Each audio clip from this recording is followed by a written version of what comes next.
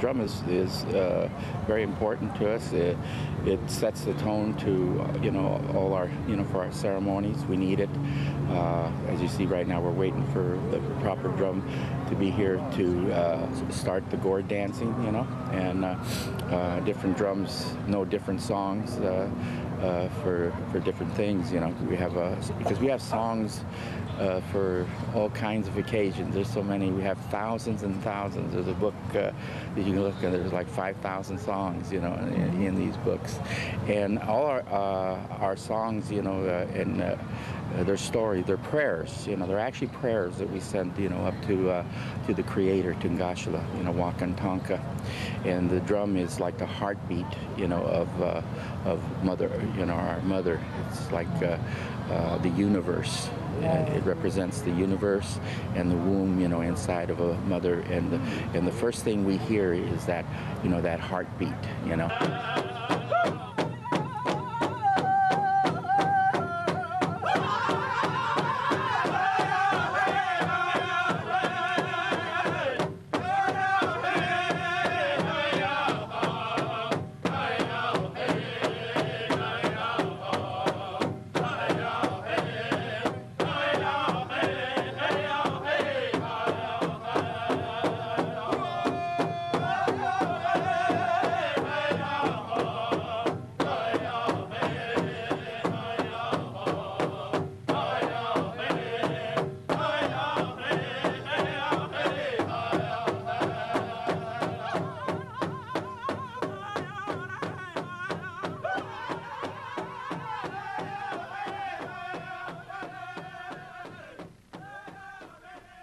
My nephew over here, Rene Lara from the Apache tribe, who will be our fire tender this weekend. This fire is going to go until the end of the powwow. This is the California way.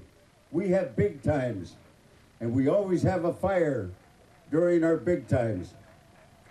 We're going to leave a bowl of tobacco out there in case anybody would like to make an offering. You go on ahead and make an offering. The only one that's allowed to go in and out of the arena in whatever manner he needs to tend that fire is the fire tender. I'm here as a firekeeper today. I'll be here all weekend. The honor was given to me by a friend of Uncle Jimmy's. They asked Uncle Jimmy Castillo if he knew anybody that would tend a fire. So since I used to tend fires at Uncle Jimmy's facility, my name was brought up. So that's how I became the fire tender for today's and tomorrow's ceremony. The fire is pretty much the heart of the ceremony. My job is to keep the heart alive. If the fire goes out, then the heart stops. So therefore the ceremony must die.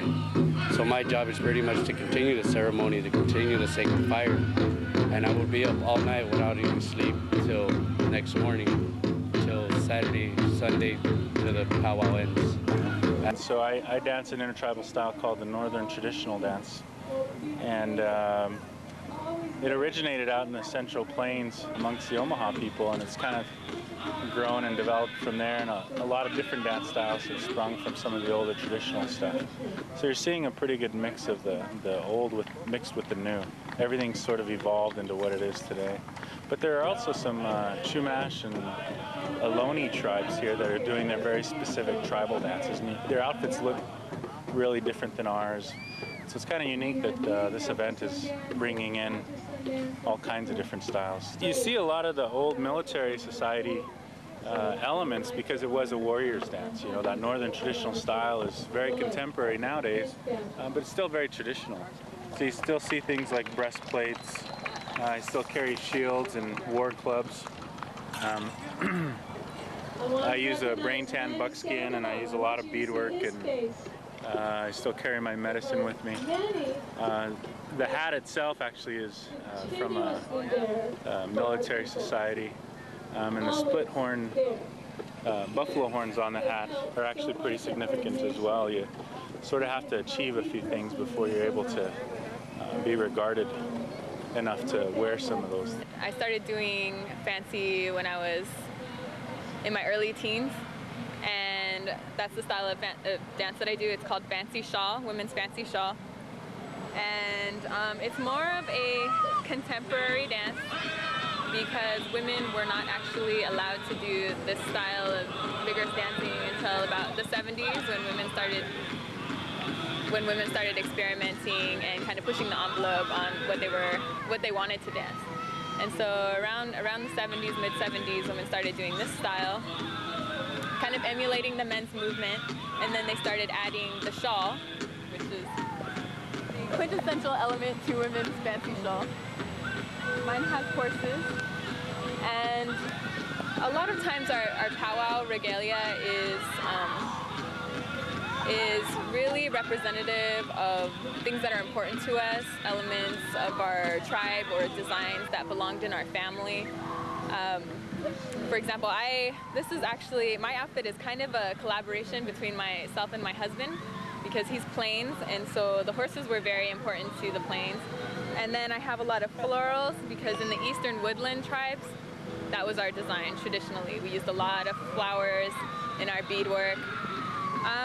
Because it's such a contemporary dance, there is no real traditional regalia. However, women traditionally have worn longer dresses to be modest and out of respect for everyone else who is watching or dancing alongside of us.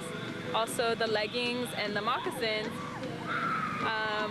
serve a very useful purpose, and so it's just because traditionally we've always used these just to protect our legs and keep our legs warm and protect our feet like shoes.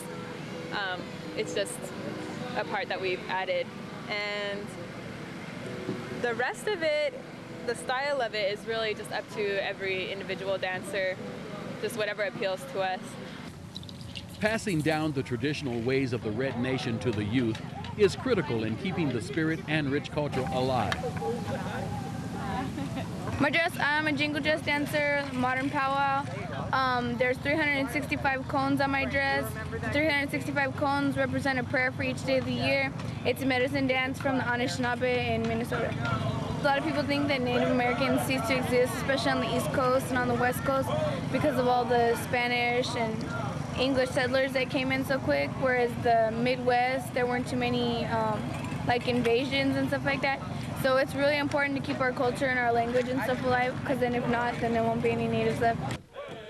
The skillful rhythmic dance of the Native American is the heart and soul of this honorable nation of proud people, the Red Nation.